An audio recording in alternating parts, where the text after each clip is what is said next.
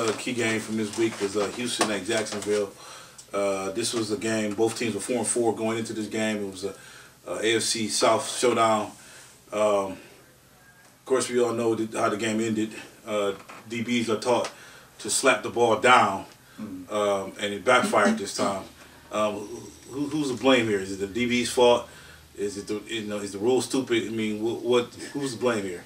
To me, he could have just caught it. If you can catch it, catch it. Well, yeah. But exactly. if you're in traffic, then you may have bat it down. But if you could go ahead and pick it, then go ahead and pick it. I mean, make the play. It's his fault. Why you gonna bat it forward? I would have just batted it backwards and tried to bat it out of bounds. But he probably didn't. The other thing too is like Mike Thomas was coming up. And so he probably didn't see him. He's just trying to defend against who he's jumping up against. I guess that's Mike Thomas is how he kind of deceived him. I guess since he's so short, he probably didn't see him when he batted it down. He just stuck up from behind. But I mean, for all we know, he could have batted it straight down, and then someone could have dove for it. But that was the Jaguars' plan, was to have two people go in the end zone and have two trailers. They called it they call it like a fast break. You have a trailer. And it worked out for him. Yeah. But Derek Brooks, he made a comment on ESPN First Take that defenses are taught to when they bat that down, they're supposed to have another row there. So if someone else does catch it, you can hit the guy right away. Right. Yeah. Stop it, but no one was there. Okay. So I mean, but to me, you still gotta make that catch. Yep. The other thing about this game is. This is the kind of game we talk about Texas all year. Are they going to take this stuff up, make the playoffs? Is that kind of game, kind of lost that pretty much your season's over now? Can they rebound from this? It depends on how they react. My personal opinion, I think it's over for them. I don't think they can withstand this kind of loss. I agree. Yeah, the way their defense plays, I mean, going forward the rest of the season. Well, I thought it was over when they went to Indianapolis and the coach got up in them a couple of weeks ago. Well, yeah, there's one thing gets to lose, but they got destroyed that night. Yeah, this just put a stamp on it. Yeah, season done. Now, what about Jacksonville? Can them going forth? Are they a playoff team? They're 5-4 now. They're right in the thick of things. Yeah, I mean, they're definitely in the playoff hunt now. They have to beat the Browns. They gotta beat the Browns. Yeah, they're in the hunt. I don't know what they're gonna. You think they got enough to make it in there though? If they beat the Browns, they I make the playoffs. I don't like them too much. They're just not. Defense isn't all that great, and they got injuries and they're not all that consistent. I agree there too. Even though what I didn't know was David Gerard, number 2 rated passer in the league. Passer rating is the most overrated. I was just about to say that. Yeah, I was about to say that. He's number 2 behind Vic. I mean, but it's if you don't throw that many passes and then and then most of your passes dump offs. I mean, you have a high pass rating. Yeah, it's just like Vince Young's number 3. Yeah. So I mean, that just shows passer rating. And then he just get benched. Vince Young? Yeah. Well, he was injured. He's injured, but he can play if he really had to. Like he's gonna be playing now because Kerry Collins is out. So next game we got to talk about. Guess we can find out. How about them Cowboys? Nobody care. Well, I mean we got to bring it up. They Texas's team. What in the world? I mean, this team.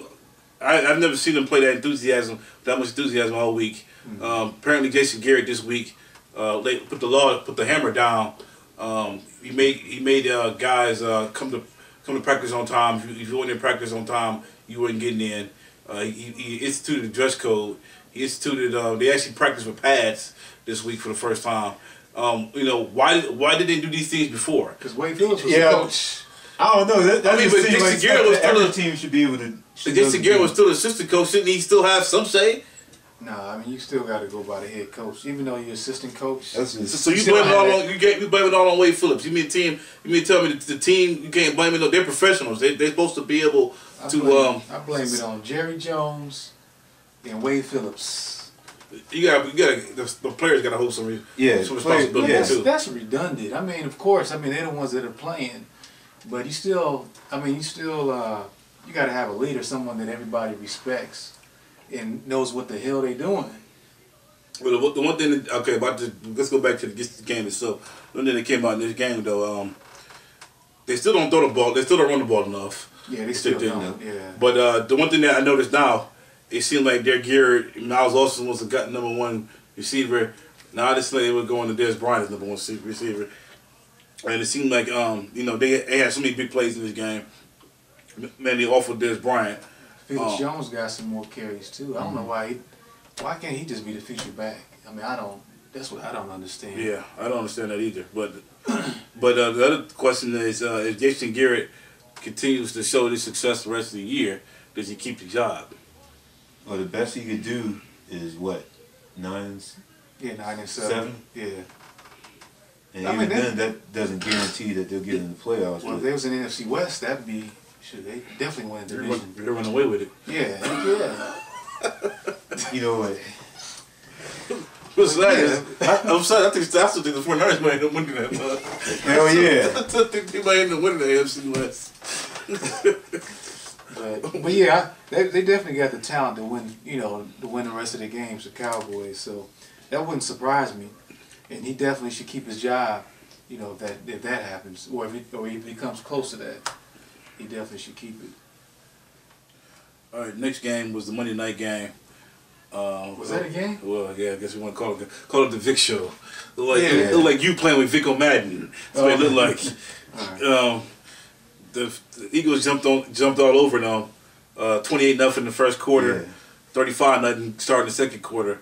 What I found out later on, there was so many stories around this game. McNabb got the new deal, right? 5 years, 78 million. But I found that they only like $10 million that is really guaranteed. Oh yeah. So the deal, it was a surprise that he got the deal, but looking at the parameters around it, it really ain't that big of a deal. That just shows you how dumb Dan Snyder is.